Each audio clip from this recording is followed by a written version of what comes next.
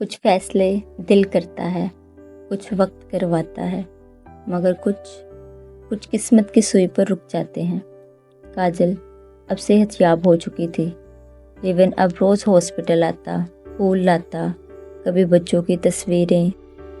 ایک دن کاجل کی ماں نے آہستہ سے پوچھا، ریون اب کب تک آتے رہو گے؟ کیا نکاح کا وقت نہیں آئے گا؟ ریون مسکرا کر بولا، بس اگلی پورنماشی کی رات چاند کے نیچے کاجل سے وعدہ ہوگا۔ کاجل اپنے کمرے میں چھپکے سے آئینہ دیکھتی، چہرے پر چوٹوں کے نشان مگر دل میں چمکتا ہوا چاند۔ میں ریون کی دلہن بنوں گی۔ واقعی وہ خود کو یقین دلا رہی تھی۔ اس نے اپنی پرانی ساڑی نکالی اور ماں سے کہا، ماں میں بناؤ سنگار نہیں چاہتی، میں صرف وہی نظر آنا چاہتی ہوں جسے اس نے بانسری میں چنا تھا۔ شادی کی رات سے 2 دن پہلے ریون اکیلا اپنے کمرے میں بیٹھا ہوا تھا، ایک پرانی فائل کھولے، آنکھوں میں آنسو لیے۔ ریون ولت رام موہن۔ ریون کا اصلی نام راہل خان تھا۔ ماں ہندو، باپ مسلمان۔ بچپن میں گاؤں سے نکالا گیا، وجہ مذہبی فساد تھا۔ ریون نے فائل کو جلانے کے لیے ماچس اٹھائی، پھر کاجل کی تصویر دیکھی اور خود سے بولا، سچ چھپانے سے محبت زندہ نہیں رہتی۔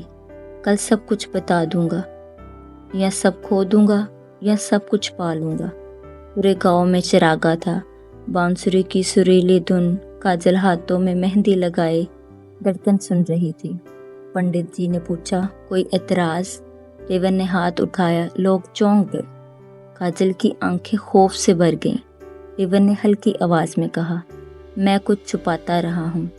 میرا اصل نام راہل خان ہے، میری رگوں میں ہندو ماں کا خون ہے اور میرا باپ مسلمان ہے۔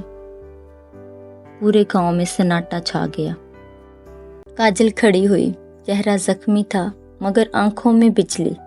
تم نے سچ کہا، تم نے وقت پر سچ کہا، اور میں اب پہلے سے بھی زیادہ تمہیں چاہتی ہوں، کیونکہ اب تم ریون ہی نہیں، سچ کی سب سے خوبصورت مثال ہو۔ پنچایت نے تھوڑی دیر سوچا، پھر سب سے بوڑھے بزرگ نے کہا، محبت جب دونوں مذاہب کو عزت دے تو وہ گناہ نہیں، عبادت بن جاتی ہے۔ دھڑکنیں پھر سے ایک ہوئیں، 2 خاندان، 2 مذاہب، ایک محبت۔ کاجل اور ریون اب صرف ایک جوڑا نہیں تھے، بلکہ ایک نئی سوچ بن چکے تھے۔